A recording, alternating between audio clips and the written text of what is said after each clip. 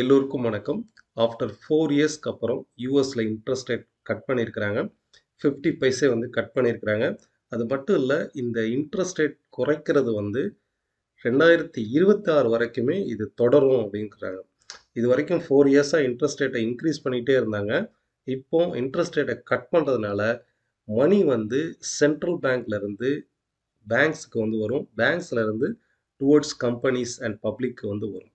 So பணப்புழக்கம் வந்து அதிகமாகும். இது வந்து ஸ்டாக் மார்க்கெட்டுக்கு ஒரு பாசிட்டிவான விஷயம். குறிப்பா இதனால பேங்கிங் செக்டார் பாசிட்டிவா இருக்கும். நம்ம லாஸ்ட் வீக் வீடியோல கூட வீக்லி அனாலிசிஸ் வீடியோல எடுத்து பாருங்க. நிஃப்டியை விட பேங்க் நிஃப்டியில கான்சன்ட்ரேட் பண்ணுங்க. டெக்னிக்கலா நான் கணிச்சது வந்து டெக்னிக்கலா வந்து பார்த்தோம். பேங்க் நிஃப்டியில் கான்சன்ட்ரேட் பண்ணுங்க. அதுலேயும் குறிப்பாக பிரைவேட் பேங்க் அண்ட் ஃபின் நிஃப்டியில் கான்சன்ட்ரேட் பண்ணுங்க. இதுதான் நம்ம வந்து தொடர்ச்சியாக வந்து பார்த்துட்டு இருக்கோம். நிஃப்டியை விட பேங்க் நிஃப்டி வந்து இந்த ரேலியில் வந்து மோர் கான்சன்ட்ரேஷனாக இருக்கு. ரீடெஸ்ட்டுக்கு அப்புறம் வரக்கூடிய ஒரு பிரேக் அவுட் வந்து ஒரு ஸ்ட்ராங்கான அப்சைடு மொமெண்டம் வந்து குறிக்குது. ஸோ பேங்கிங் செக்டாரில் கான்சன்ட்ரேட் பண்ணுங்க. குறிப்பாக பப்ளிக் செக்டார் பேங்கை விட பிரைவேட் செக்டார் பேங்க்லையும் ஃபின் நிஃப்டிலையும் கான்சன்ட்ரேட் பண்ணுங்க. ஸோ இந்த வாரமும் பேங்கிங் செக்டாரில் வந்து கான்சன்ட்ரேட் பண்ணுங்க. பிகாஸ் இப்போ யூஎஸ் வந்து இன்ட்ரெஸ்ட் ரேட்டை குறைக்கும் போது இந்தியன் மார்க்கெட்டும் இன்ட்ரெஸ்ட் ரேட்டை வந்து குறைப்பாங்க. அது மட்டும் இல்லை, இன்ட்ரெஸ்ட் ரேட்டை குறைக்கும் போது அடுத்து வரக்கூடிய குவார்ட்டர்ஸ்க்கெலாம் வந்து யூஎஸ் மார்க்கெட் நல்லா ரைஸ் ஆகிருக்கு. ஸோ அதை தொடர்ந்து இந்தியன் ஸ்டாக் மார்க்கெட்டும் ரைஸ் ஆகும். அது மட்டும் இல்லை, வரக்கூடிய அந்த குவார்ட்டர்லி ரிசல்ட்ஸ் எல்லாமே பாசிட்டிவ் அமைதிக்கு வாய்ப்பு இருக்குது. ஃபைன். இதில் குறிப்பாக எந்தெந்த செக்டார் பங்குகள் வந்து பயனடையும் அப்படின்னு பார்த்தீங்கன்னா, first banks, auto, FMCG, reality and metals. இந்த துறை சார்ந்த பங்குகள் எல்லாமே. இன்னொரு முறை சொல்கிறேன். பேங்க்ஸ், ஆட்டோ, மெட்டல்ஸ், ரியாலிட்டி, இந்த துறை சார்ந்த பங்குகளில் வந்து கான்சன்ட்ரேட் பண்ணுங்கள். ஸ்விங் ட்ரேட் எடுக்கிறவங்க, நம்ம ரீசெண்ட் வீடியோஸில் ஒரு 2 டேஸ்க்கு முன்னாடி கூட சொல்லியிருந்தேன். 53,000 சம்திங்கில் இருக்கும்போது இது மார்க்கெட் கீழே ஃபாலனா கூட திருப்பியும் வந்து அப்சைடு போயிடும்.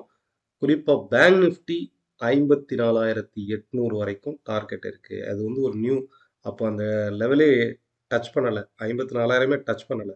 இந்த ரைஸ் வந்து இன்னும் டுவோர்ட்ஸ் 54,800 வரைக்குமே ரைஸ் ஆகும். நம்ம குறிப்பாக வந்து பார்த்திங்கன்னா, நிஃப்டி பேங்க் நிஃப்டினுடைய மூவ்மெண்ட் வந்து இந்த வாரம் எப்படி இருக்கும், அதனுடைய லெவல்ஸ் வந்து என்ன, எந்தெந்த ஸ்டாக்ஸில் வந்து நம்ம குறிப்பாக பிரேக் அவுட் ஆன ஸ்டாக்ஸில் ஃபோக்கஸ் பண்ணலாம், இதை பற்றி இந்த வீடியோவில் பார்க்கலாம். Let's we C.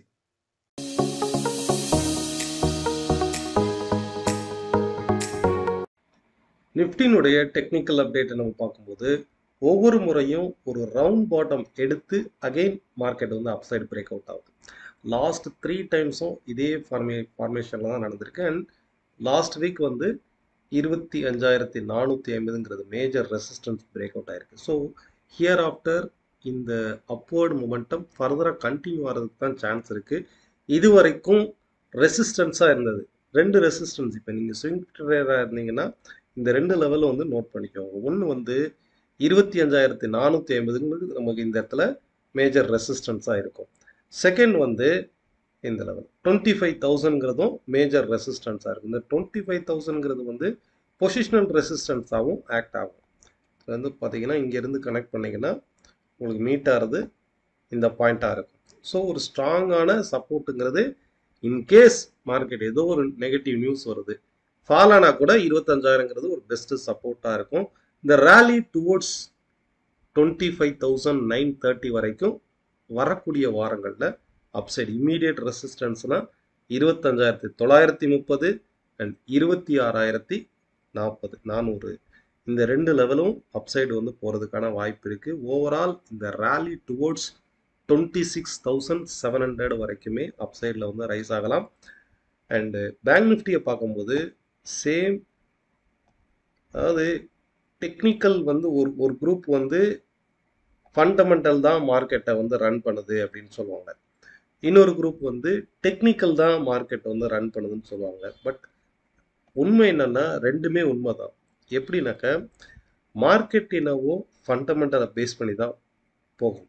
பட் இந்த ஃபண்டமெண்டலில் இருக்கக்கூடிய உண்மைத்தன்மை, இப்போ மார்க்கெட் வந்து இந்த இடத்துல ரைஸ் ஆயிருக்கு, இது எதனால ரைஸ் ஆயிருக்கு? இன்ட்ரெஸ்ட் ரேட் வந்து குறைச்சதுனால ரைஸ் ஆயிருக்கு.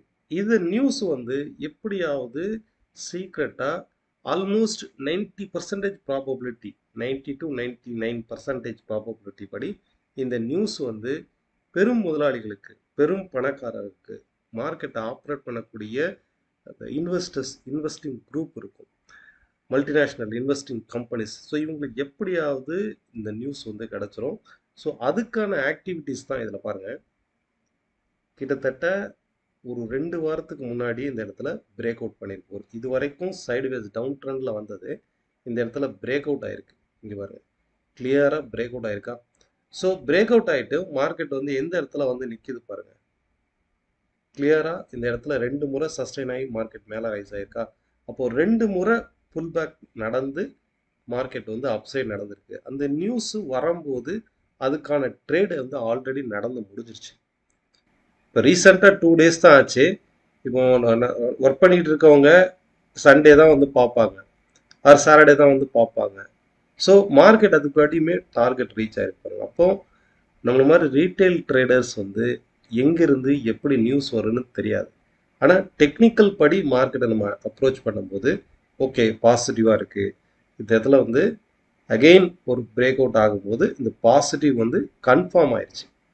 இந்த இடத்துல சப்போர்ட்டும் எடுத்து இந்த இடத்துல சைட்வேஸ் மார்க்கெட் பிரேக் அவுட் ஆகும்போது இந்த பிரேக் அவுட் வந்து ரியாலிட்டியாக ஒர்க் ஆகுது அப்படிங்கிறது கன்ஃபார்ம் ஆயிடுச்சு. ஸோ இந்த ட்ரெண்ட் வந்து ஃபர்தராக 54,800 வரைக்குமே அப்சைடு போகிறதுக்கான வாய்ப்பு இருக்குது. இன்கேஸ் கீழே பாலனா கூட நமக்கு சப்போர்ட்டுங்கிறது இந்த பேசிக் சப்போர்ட், அதாவது 51,800ங்கிறது வந்து பேங்க் நிஃப்டிக்கு வந்து சப்போர்ட்டாக இருக்கும்.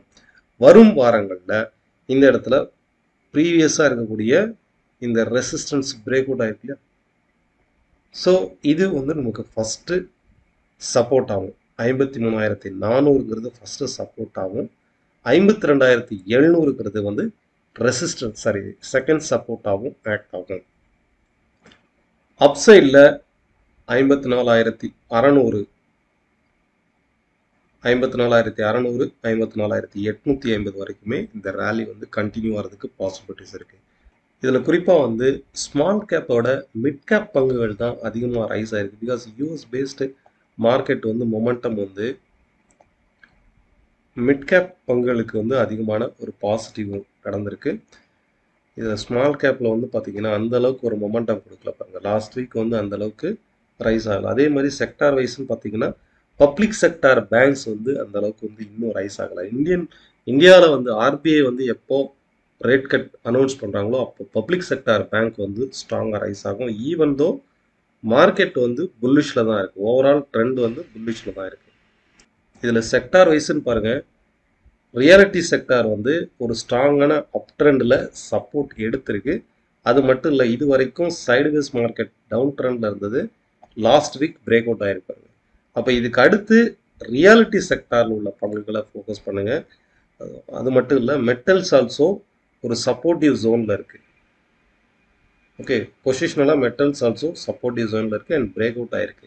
நம்ம மெட்டல்ஸ்ன்னு பார்க்கும்போது டாடா ஸ்டீல் வந்து பார்க்கலாம். டாடா ஸ்டீல் வந்து ஆல்ரெடி நமக்கு இந்த சைடுவேஸ் ட்ரெண்ட் வந்து பிரேக் அவுட் ஆகிருந்தது. இந்த இடத்துல சைடுவேஸ் ட்ரெண்டை பிரேக் அவுட் ஆகிட்டு டுவர்ட்ஸ் 175 டார்கெட் சொல்லியிருந்தேன், 185 வரைக்கும் போயிருக்கு. அண்ட் மார்க்கெட் இது இப்போ ஒரு கரெக்ஷன் ஜோனில் பெஸ்ட்டு சப்போர்ட்டிவ் ப்ரைஸில் தான் ட்ரேட் ஆகுது. ஓகே, இந்த ஜோனில் தான் ட்ரேட் ஆகுது. இன்கேஸ் மார்க்கெட் கீழே பாலானா கூட 142ங்கிறது பெஸ்ட்டு சப்போர்ட்டாக இருக்கும். டுவர்ட்ஸ் இந்த ரேலி வந்து 200 வரைக்குமே, 195 200 வரைக்குமே அப்சைடில் போகிறதுக்கான வாய்ப்பு இருக்குது. நெக்ஸ்ட்டு எஃப்எம்சிஜியில் ஹிந்துஸ்தான் யூனிலிவர் இந்த ஸ்டாக் வந்து ஃபோக்கஸ் பண்ணுங்கள். இந்த ஸ்டாக்குடைய அனாலிசிஸ் வந்து பாருங்கள். மார்க்கெட் வந்து வித்தின் இந்த ஜோனுக்குள்ளே தான், அப்ஸ் அண்ட் டவுன்ஸ் வந்து பாருங்கள். முதல்ல வித்தின் இந்த ஜோனுக்குள்ளே இருக்கா, ஓவரால் ட்ரெண்ட் வந்து ஒவ்வொரு முறையும் இந்த பாட்டம் சப்போர்ட்டாக எடுக்கும்போது அப்சைட் ரைஸ் ஆகுது. ஒவ்வொரு முறையும் இந்த டாப் ஜோனை டச் பண்ணும்போது மார்க்கெட் வந்து ப்ராஃபிட் புக்கிங் வந்து நடக்குது. இப்போ இந்த இடத்துல இதில் வித்தின் இந்த ஜோனுக்குள்ள ஒரு பிரேக் அவுட் நடந்திருக்கா, ஓவராலாக இந்த சைட்வேஸ் மார்க்கெட்டு பிரேக் அவுட் நடந்திருக்கா. ஒவ்வொரு முறையும் இந்த ட்ரெண்ட் இந்த சைட்வேஸ் மார்க்கெட்டில் வரும்போது மார்க்கெட் அப்படியே கொஞ்சம் கொஞ்சமாக கீழே ஃபால் ஆயிருக்கு. இப்போ இந்த சைட்வேஸ் மார்க்கெட்டும் பிரேக் அவுட் ஆயிருக்கு. அண்ட் ஃபர்தராக டுவர்ட்ஸ் அடுத்த ரெசிஸ்டன்ஸ் 3130 வரைக்கும் வந்து அப்சைடில் வந்து ரைஸ் ஆகும். இந்த வாரம் ட்ரேட் பண்ணுறவங்க இந்த ஸ்டாக்கில் வந்து ஃபோக்கஸ் பண்ணி பாருங்கள். ஒரு ஸ்ட்ராங்கான அப்சைட் மொமெண்டமில் வந்து இருக்குது. ஸ்டாக் வைஸ்ன்னு பார்க்கும்போது ஃபர்ஸ்ட் நம்ம பார்க்கக்கூடியது மஹிந்திரா அண்ட் மஹிந்திரா. இந்த ஸ்டாக் வாட்ச் பண்ணி பாருங்கள். ஒரு சைடுவேஸ் மார்க்கெட் வந்து இந்த இடத்துல பிரேக் அவுட் ஆயிருக்கு. ஒரு ஸ்ட்ராங்கான அப்சைடு மொமெண்டம் வந்து ஃபார்ம் ஆயிருக்கு. ஸோ இந்த ஸ்டாக் வந்து ஆட்டோ செக்டாரும் ரைஸ் ஆகுது. அதே நேரம் மொமெண்டமில் வந்து மஹிந்திரா அண்ட் மஹிந்திரா இந்த ஸ்டாக்கும் ஒரு ஸ்ட்ராங்கான அப்சைடு மொமெண்டம் வந்து ஃபார்ம் ஆயிருக்கு. இதுக்கு அடுத்து வந்து எக்ஸ்கார்டு இந்த ஸ்டாக்கும் வந்து ஆல்ரெடி நமக்கு வந்து பிரேக் அவுட் ஆயிருப்பாரு. ஒரு ஸ்ட்ராங்கான அப்சைடு மொமெண்டம் பிரேக் அவுட் ஆயிருக்கா. ஸோ இதில் வந்து கான்சன்ட்ரேட் பண்ணி பாருங்கள். செகண்ட் வந்து எஸ்கார்டு, தேர்டு வந்து மேக்ரோடெக் டெவலப்பர்ஸ் லோதான் வந்து வரும். ஓகே, இந்த ஸ்டாக்ல வந்து வாட்ச் பண்ணி பாருங்கள். இதுவுமே வந்து ஒரு ஸ்ட்ராங்கான அப்சைடு மொமெண்டம் வந்து கொடுத்துருக்கு. இது வரைக்கும் சைடுவேஸில் இருந்தது, ஒரு கிளியரான அப்சைடு பிரேக் அவுட் நடந்திருக்கு.